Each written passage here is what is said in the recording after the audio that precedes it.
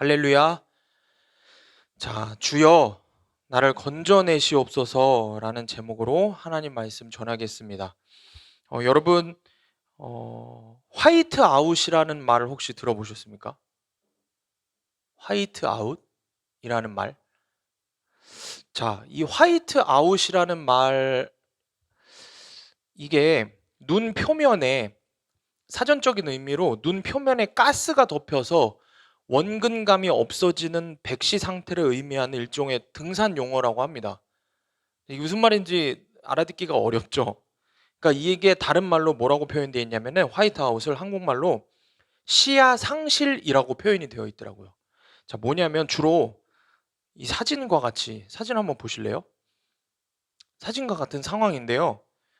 주로 남극에서 일어나는 현상인데, 화이트아웃이 일어나는 상황에서는 빛만 있고 그림자가 없기 때문에, 빛이 눈에 반사되는 그 빛만 있기 때문에, 그림자가 없기 때문에 사람이나 동물들이 방향과 거리를 전혀 못 느끼게 돼요. 그래서 형체를 구별하지 못하는 것에서 오는 현상을 화이트아웃이라고 이야기합니다. 그런데 이 화이트아웃이 일어날 때는 밖을 나가면 반드시 사고가 나거나 길을 잃게 된다고 합니다. 거리를 제대로 가늠할 수가 없고 방향을 잃어버리기 때문에, 어둠이 없고 빛만 있기 때문에 그런 현상이 발생을 한다고 합니다. 그래서 그냥 밖을 나가면 반드시 사고가 나거나 문제가 생긴다고 해요. 그래서 남극에 이 연구를 하는 연구원들은 화이트아웃이 일어나면은 꼭 연구실을 비롯한 실내 안에서만 그 기간 동안에 생활을 한다고 합니다. 눈의 방향 감각을 잃어버리기 때문입니다. 공간감이 완전히 없어지는 것이죠. 자, 사랑하는 여러분, 우리의 인생도 이와 마찬가지라는 거예요. 우리가 환하게 빛나는 삶만 우리가 추구하면서 삽니다. 우리의 삶에 빛이 나는 것만 있었으면 좋겠다라는 생각을 가지면서 살아요. 그러나 그늘이 있어야 그 굴곡이 부각되어서 형체가 나타나는 것 같이, 그늘은 사물을 바르게 인식할 수 있게 해주는 역할을 합니다. 그늘이 있기 때문에 사물이 돋보이는 것이고, 그늘이 있기 때문에 빛이 있다는 것을 분명하게 알 수 있다는 것입니다. 이와 같이 그늘이 쓸모없는 것이 아니듯이 우리 인생의 그늘이라고 할 수 있는 슬픔도 모두 나쁜 게 아니라는 것입니다.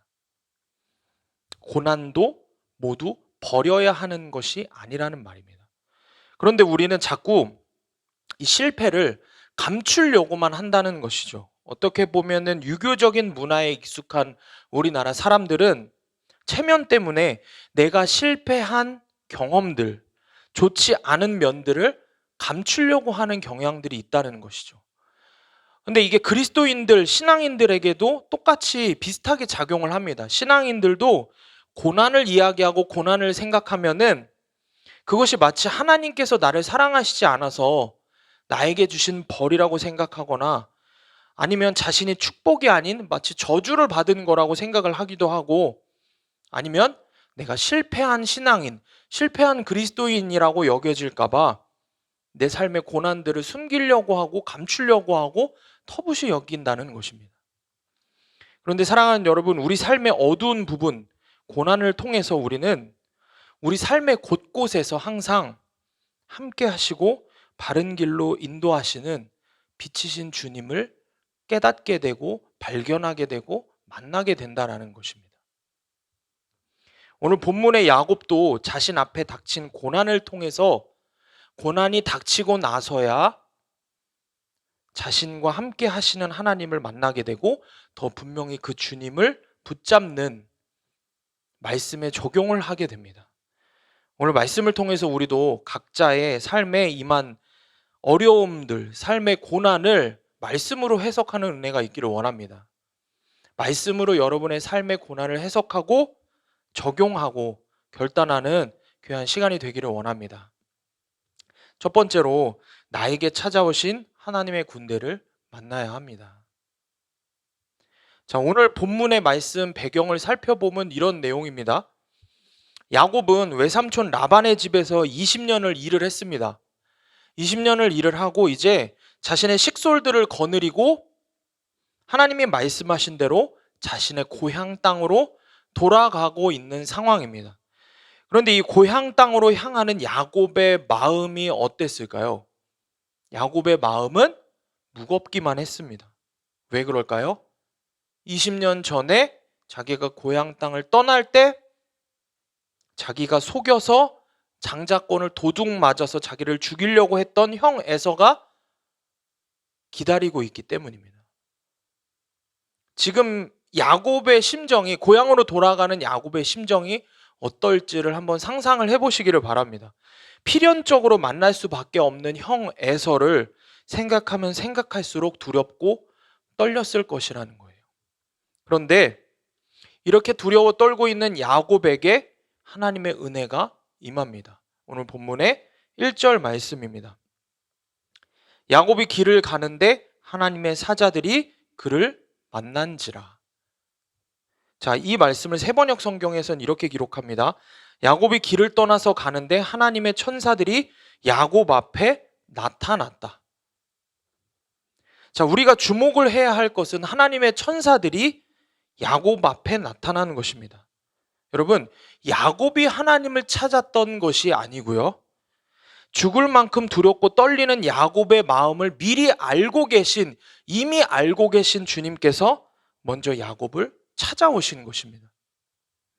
사랑하는 여러분, 20년 전에 베델이라는 곳에서 야곱에게 약속하신 대로 하나님은 야곱을 지금까지 보호하고 지키고 계셨습니다. 베델에서 하신 하나님의 말씀은 이런 말씀이었어요. 창세기 28장 15절에 내가 너와 함께 있어 내가 어디로 가든지 너를 지키며 너를 이끌어 이 땅으로 돌아오게 할지라 내가 내게 허락한 것을 다 이루기까지 너를 떠나지 아니하리라 하신지라. 너를 떠나지 않겠다고 주님 분명히 말씀하셨습니다. 여러분, 이때 20년 전 고향 땅을 떠날 때 야곱은 어떤 모습이었어요? 홀연단신, 손에 쥔 것이 아무것도 없이 자기 자신의 가족들에게 마저 도망을 치는 신세였어요. 광야에서 앞이 보이지 않는 상황에서 그 광야에 서 있는 야곱에게 주님이 찾아오신 것이에요. 그래서 주님이 찾아오셔서 그 광야에 있는 야곱에게 하셨던 주님의 말씀은 내가 너를 떠나지 아니하리라. 이 한 말씀이었습니다. 주님은 이 약속의 말씀을 20년 동안 단 하루도 빼먹지 않고 그대로 지키셨습니다. 그리고 주님은 또다시 광야에 서서 두려워 떨고 있는, 다시 이제 고향 땅으로 돌아가야 하는 야곱, 형 에서를 만날 것을 두려워하고 있는, 두려워 떨고 있는, 광야에 서서 그렇게 두려워 떨고 있는 야곱에게 먼저 찾아오십니다. 이제는 군대를 이루어서 야곱을 지키고 보호하시겠다고 찾아오셨습니다. 본문의 2절입니다. 야곱이 그들을 볼 때에 이르기를 이는 하나님의 군대라 하고 그 땅 이름을 마하나임이라 하였더라. 사랑하는 여러분, 생각을 해봅시다. 지금껏 야곱의 삶은 어떤 삶이었습니까? 속임수와 불법, 거짓말들, 사기로 가득 찬 인생이었습니다. 그렇게 해서라도 세상에서 성공하고 싶었던 것이 야곱이었어요. 그렇게 해서라도 어떠한 방법을 동원해서라도 세상에서 성공하고 인정받고 사람들 앞에서 잘 먹고 잘 살고 싶었던 것이 야곱의 삶이었고 모습이었다라는 것입니다. 그런데 주님께서 그런 야곱을 찾아오신 것이에요. 그렇습니다. 하나님의 사자들을 만난 순간 비로소 야곱은, 하나님의 사자를 만난 그 순간 비로소 야곱은 깨닫게 됩니다. 자신이 혼자가 아니라는 것을 비로소 깨닫게 돼요. 지금껏 야곱은 자신은 혼자이고 혼자 힘으로 세상을 살아내야 한다고 생각을 하면서 살았어요. 그래서 자기의 능력을 벗어나는 문제 앞에서는 항상 말도 안 되는 속임수를 써가고 불법을 행하면서라도 그 일들을 해결하려고 했던 것이 야곱의 모습이었어요. 그런데 이제 하나님의 군대 앞에 선 야곱은 자기를 찾아오신 그 하나님의 군대 앞에 선 야곱은 믿음의 고백을 합니다.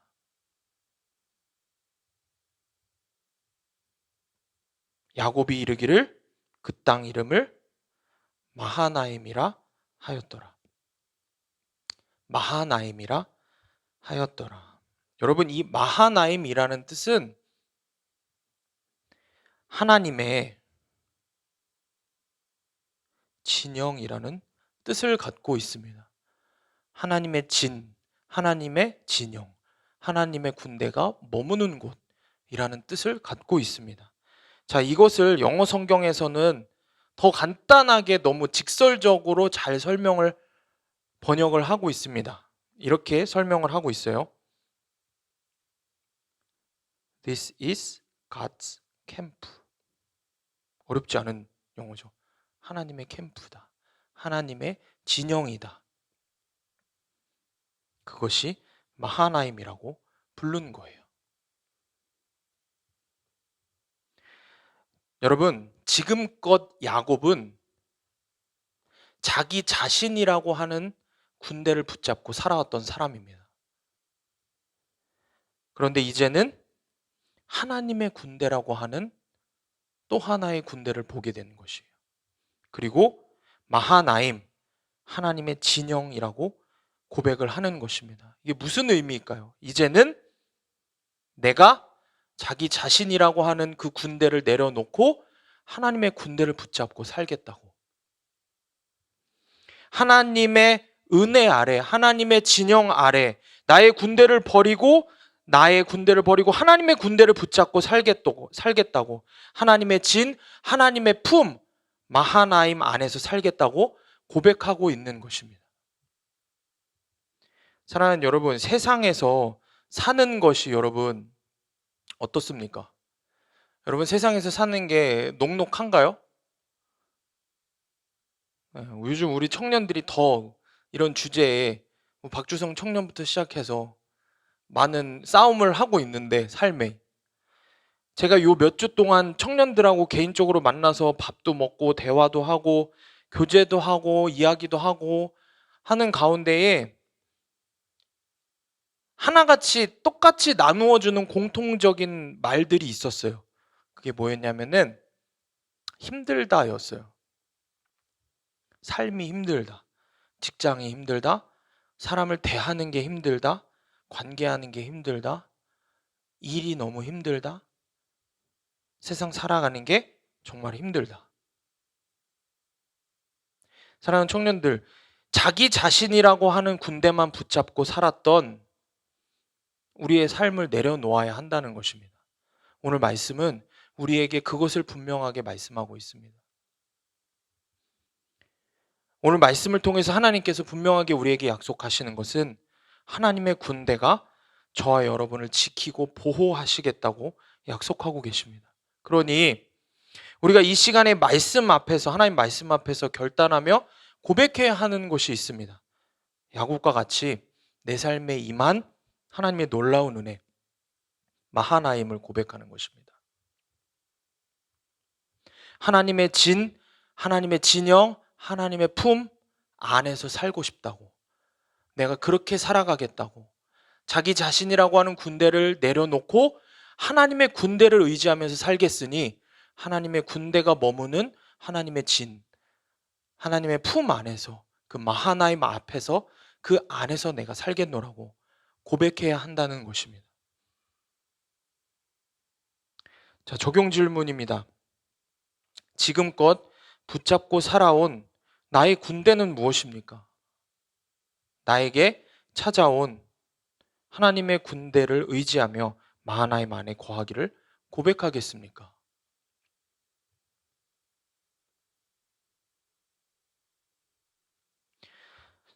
자, 오늘 두 번째 말씀은 고난 앞에서 주여 나를 건져내시옵소서 우리가 간구해야 합니다.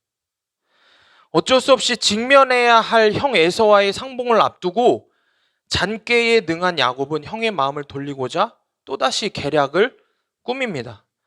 에돔 들에 있는 형에게 자기보다 앞서서 사자들을 보내는 것입니다.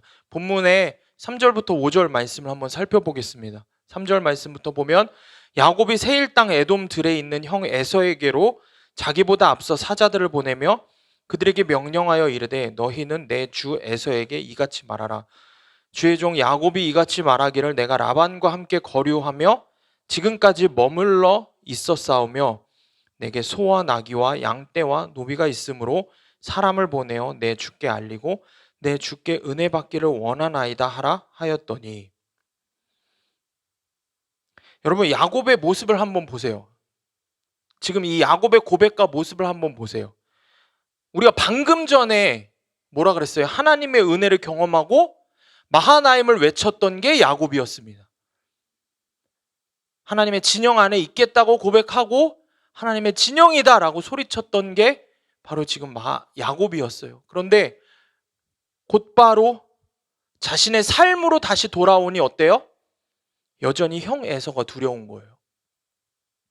본래 자신의 죄된 모습, 세상의 방법을 따르는 그 못된 습성 그대로 다시 돌아오는 것입니다. 여러분, 이게 우리의 모습이 아닙니까? 하나님의 은혜가 임해서 하나님 앞에 나아가서 기도하고 은혜 아래에 있을 때에 우리가 뭐라고 고백을 합니까? 하나님 한 분이면 충분하다. 주님이 하실 것이다. 주님만 의지하자. 이제 정말 주님 뜻대로 살아보겠다. 주님 품 안에서 주님과 동행하며 살겠다. 그렇게 우리가 수없이 고백하지 않습니까? 그런데 다시 우리 삶의 현장으로 돌아가면은 그대로 무너집니다. 그대로 언제 그랬냐는 듯이, 언제 그런 은혜의 고백을 했냐는 듯이 그대로 무너집니다. 그게 우리의 모습입니다. 여러분, 이 야곱의 모습을 보면요, 어떻게 이럴 수 있지? 라는 말이 나오는 게 아니라 사실은 말씀을 계속해서 살펴보고 적용을 하다 보면은 참 친근하기 그지없는 게 야곱의 모습입니다.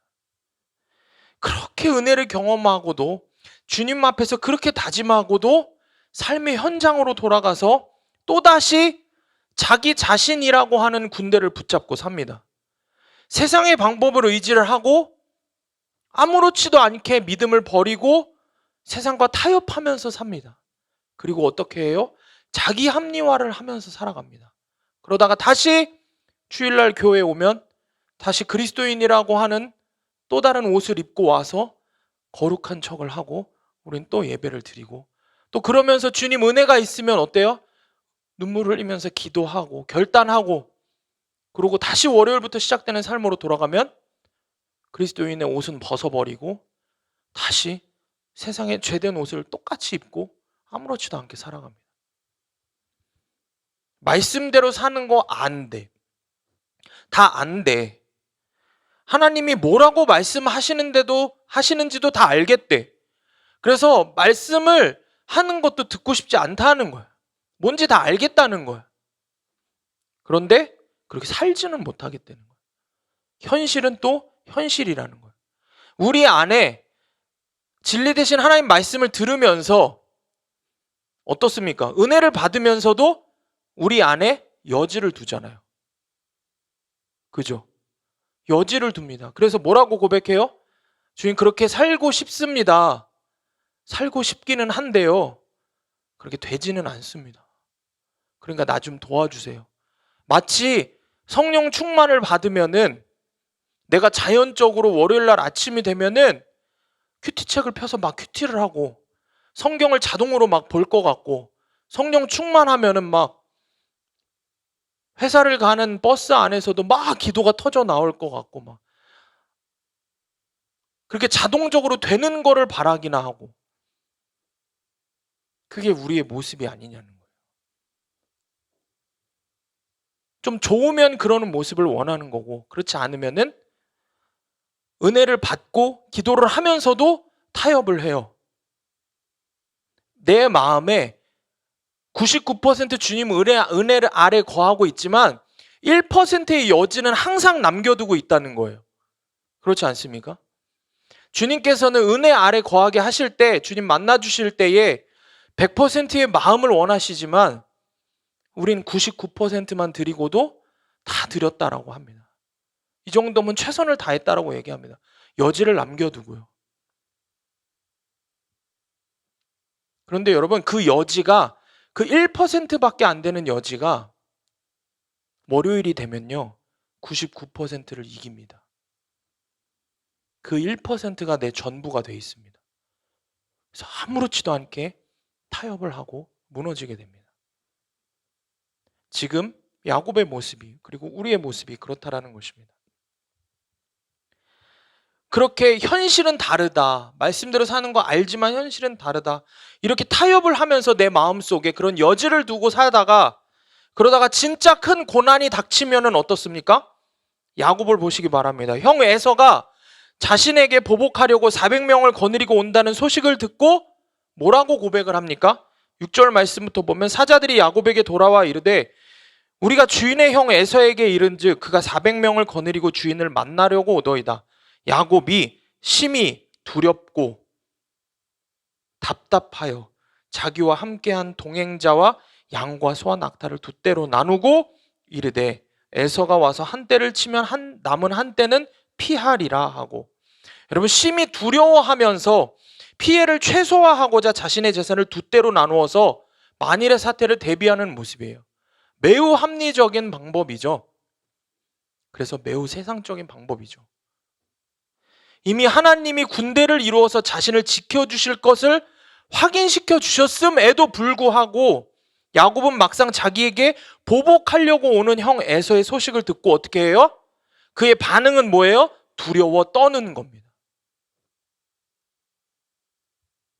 아무렇지도 않게 하나님을 의지했던, 마하나임을 고백했던 그 믿음을 저버린다는 것입니다. 여러분, 정말 연약한 우리의 모습이지 않습니까? 믿음 없는 야곱의 모습 속에서 저와 여러분의 모습이 보이지 않으십니까? 사랑하는 여러분, 이게 우리의 실상입니다. 그리고 오늘 앞선 말씀 마하나임, 하나님의 은혜를 외쳤던 우리지만 내일부터 시작되는 세상으로 다시 돌아갔을 때 저와 여러분이 겪게 될 모습이지 않습니까? 고개가 끄덕여지죠. 이게 우리의 모습 아닌가요? 그런데 사랑하는 청년들, 우리가 언제까지 이렇게 살아야 합니까? 언제까지 말씀 따로, 내 세상에서의 삶 따로, 하나님의 은혜 따로, 세상의 방법 따로, 언제까지 이렇게 살 거냐는 거죠.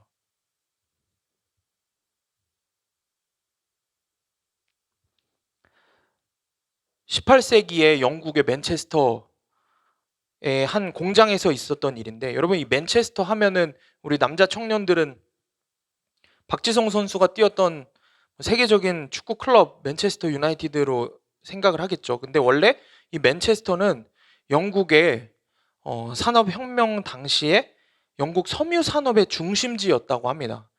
16세기 산업혁명을 통해서 맨체스터와 인근 항구 도시의 리버풀에는 많은 공장이 세워졌고 맨체스터에는 대형 방직 공장들이 세워졌다고 해요. 많은 젊은이들이 방직 공장에 취직하기 위해서 몰려들 때 당시 가장 큰 공장이었던 쿼리뱅크라는 방직 공장이 있었습니다. 여기에는 새로 들어온 근로자들에게 중요한 규칙 하나를 분명하게 각인을 시키고 주입을 시켰습니다. 그게 뭐냐면 생산 라인이 있죠. 여기 사진에서도 보면 쭉 있는 이 생산 라인에서 어떠한 형태로든 기계가 고장이 나면 신속하게 공장장에게 그 사실을 알려야 한다는 것이었습니다. 이게 반드시 해야 하는 규칙이었어요.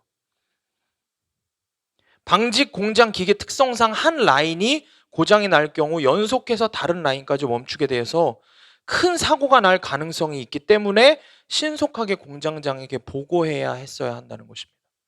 그런데 어느 날 신입사원이 담당하는 라인에 아주 작은 실오락이 하나가 엉켰습니다. 그런데 이 신입사원이 아무리 작은 사고라도 공장장에게 신속하게 알려야 하는 근무 규칙을 무시해 버렸어요. 실 하나 엉킨 정도는 큰 문제가 아니라고 생각하는 거죠. 그래서 자신이 손을 대서 금방 이걸 고칠 수 있을 거라고 여겼던 것입니다. 그런데 문제는 그렇게 간단하지가 않았어요. 간단할 것 같았던 기계는 생각보다 복잡했고 점점 더 문제가 커졌어요. 결국에는 실 오락이 실 한 올로 시작된 고장은 옆 라인의 기계까지 다 멈추게 하고 말았습니다. 자, 이 신입사원 덜컥 겁이 나서 어떻게든 문제를 풀어보려고 더 안간힘을 썼어요. 근데 안간힘을 쓰면 쓸수록 기계와 실은 계속해서 더 심하게 엉키기 시작하는 것이에요. 결국 자신의 힘으로 도저히 해결할 수 없겠다 생각했을 때 이미 공장의 모든 기계가 다 멈춰버린 후였습니다. 마침내 이 공장장이 불같이 화를 내면서 신입사원 앞으로 뛰어왔어요. 그리고 오자마자 큰 소리로 신입사원을 야단을 쳤습니다. 왜 처음부터 나한테 이 사실을 알리지 않았어? 왜 너 이 규칙을 어긴 거야? 겁에 질린 신입사원이 땀으로 범벅된 얼굴을 기름 묻은 손으로 이렇게 닦아내면서 말했어요. 공장장님, 저는 최선을 다했어요. 제가 할 수 있는 최선을 다했단 말이에요. 그런데 공장장은 더 화를 내면서 이야기를 했어요. 최선을 다했다고? 네가 최선을 다했다고? 아니, 너는 최선을 다하지 않았어. 이 상황에서 네가 해야 하는 최선은 공장장인 나에게 이 사실을 알리는 것뿐이야. 사랑하는 여러분, 우리가 인생을 살다 보면은 삶 속에서 크고 작은 문제들은 항상 생기기 마련입니다. 그렇지 않아요? 내일 출근하는 여러분 직장에서 또 어떤 문제들이 여러분들을 기다리고 있을지 우리는 알 수 없어요. 어떠한 문제, 어떠한 사건, 어떠한 상황들이 내 마음을 무너뜨릴지 알 수 없다는 것입니다. 그런데 진짜 문제는 무엇인지 아십니까? 진짜 문제는 내일부터 우리가 다시 시작하는 세상에서 삶에서 직면하는 여러분 각자의 그 어떠한 문제가 아니라 문제가 생겼을 때 저와 여러분의 공장장이신 하나님께 그 사실을 알리지 않는 게 진짜 문제라는 것입니다.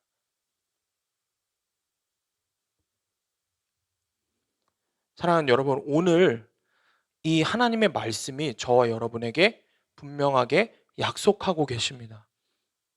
하나님의 군대가 너와 함께 하겠다. 내일부터 시작되는 너의 삶에 하나님의 군대가 너와 함께 할 거야. 약속하십니다. 이 말씀을 하시기 위해서 주님이 이 자리에 여러분들을 부르셨습니다. 그리고 지금 주님이 여러분들에게 기록된 하나님의 말씀으로 분명하게 말씀하시고 약속하고 계십니다. 하나님의 군대가 나와 항상 함께 하실 것이라고. 그러니 더 이상 너의 군대는 내려놓고 하나님 군대 붙잡고 살라고 말씀하십니다. 그리고 마하나임을 외치라고. 하나님 군대, 하나님의 진영 안에서 살겠다고 외치라고. 그렇게 고백하라고 주님 말씀하십니다. 하나님 품 안에 거하는 삶을 살라고 우리 주님 말씀하고 계십니다. 그런데 여러분, 내일의 삶이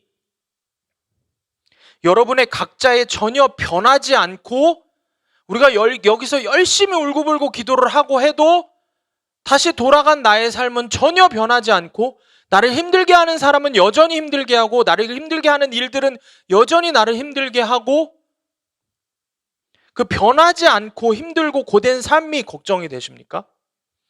그래서 야곱과 같이 또 하나님의 군대를 저버리고 세상 방법을 찾고 나의 군대를 내가 의지할 것 같아서 그래서 걱정이 되십니까?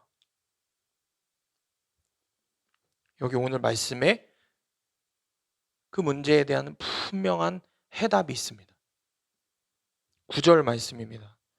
야곱이 또 이르되 내 조부 아브라함의 하나님, 내 아버지 이삭의 하나님 여호와여, 주께서 전에 내게 명하시기를 내 고향 내 족속에게로 돌아가라, 내가 내게 은혜를 베풀리라 하셨나이다. 여러분, 야곱이 또 이르되, 야곱이 또 이르되 라고 이야기를 하죠. 세번역 성경에서 이것을 뭐라고 번역하냐면, 야곱은 기도를 드렸다.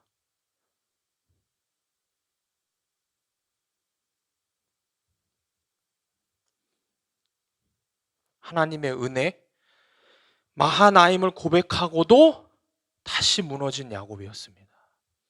그렇게 하나님의 은혜를 경험한 우리지만 그렇게 또 무너졌던 우리였습니다. 그런데 여러분, 그게 야곱의 결론이 아니었어요. 야곱의 결론은 하나님 앞으로 나아가서 그럼에도 불구하고 기도하는 것이었습니다.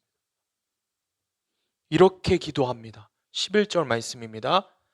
내가 주께 간구하오니 내 형의 손에서, 에서의 손에서 나를 건져 내시옵소서. 무슨 말씀입니까? 내가 주께 간구하오니, 내가 주께 기도하오니 주여 나를 건져 내시옵소서. 주여 나를 건져 내시옵소서. 사랑하는 여러분, 방직 공장의 신입사원 이야기를 다시 한번 생각해 보기를 바라요. 그의 잘못이 무엇입니까? 그가 실패한 이유가 무엇입니까? 실오라기가 기계에 걸린 것을 해결하지 못한 게 문제입니까? 여러분 삶의 문제들을 해결하지 못한 게 여러분의 문제이고 실패입니까? 그렇지 않습니다. 그 작은 문제라도 공장장에게 말하지 않은 것이 문제입니다. 작은 문제이지만 자기 힘으로 해보려고 했던 그것이 문제이고 실패의 원인이었습니다. 우리의 문제가 무엇이었습니까? 내 힘으로 무엇인가 내 삶을 해결해 보려고 했던 것, 그것이 문제인 것입니다. 여러분 삶에 고난이 있습니까? 수많은 문제들이 있습니까? 그래서 실패할까 봐 두렵습니까? 사랑하는 여러분, 진짜 실패는 뭘까요? 진짜 실패는 우리의 아버지 되시는 하나님께 돌아가지 않는 것이 실패입니다. 우리의 실수를, 나의 잘못을 하나님께 보고하지 않는 것이 실패입니다. 오늘 말씀에서 야곱처럼 무너졌어도, 죄 가운데 무너지고 실패하고 엎어졌어도 주님 앞으로 나아가서 기도해야 하는 것입니다. 간구해야 하는 것입니다. 주여 나를 건져내시옵소서. 주여 나를 건져내시옵소서. 사랑하는 여러분, 여러분 힘으로 여러분 삶의 문제를 해결해 보려고 아동바동 살지 마시기 바랍니다. 하나님 앞으로 나아가서 여러분 문제 내려놓고 하나님께 기도하시기 바랍니다. 하나님께 간구하시기 바랍니다. 오늘 이 시간에 그렇게 기도하시기 바랍니다. 주여 나를 건져내시옵소서. 그런데 오늘 우리가 정말 집중해서 기도해야 할 것은 우리의 마음 가운데에 여지를 두지 않는 것입니다. 야곱은 온전히 하나님만 붙잡았다는 거예요. 우리도 이 시간에 하나님 앞에 나와서 기도할 때에 여러분이 먼저 마음속으로 그렇게 생각하고 기도하면 안 돼요. 어차피 월요일 날 또 똑같이 다 무너질 텐데. 그러면 안 돼요. 그것까지 다 알고 계시는 주님, 주여 나를 건져내셔서 내 마음에 여지를 두지 않고 진짜 주님만 의지하게 하시옵소서. 그런 기도를 해 나가야 한다는 것입니다. 자, 마지막 적용 질문입니다. 두렵고 답답할 때 하나님의 말씀을 붙잡고 기도합니까? 끝까지 인간적인 대책만 세웁니까? 오늘 이 말씀을 붙들고, 오늘 우리에게 주신 하나님의 말씀을 붙들고 우리가 함께 기도하며 나아가기를 원합니다. 함께 기도합시다.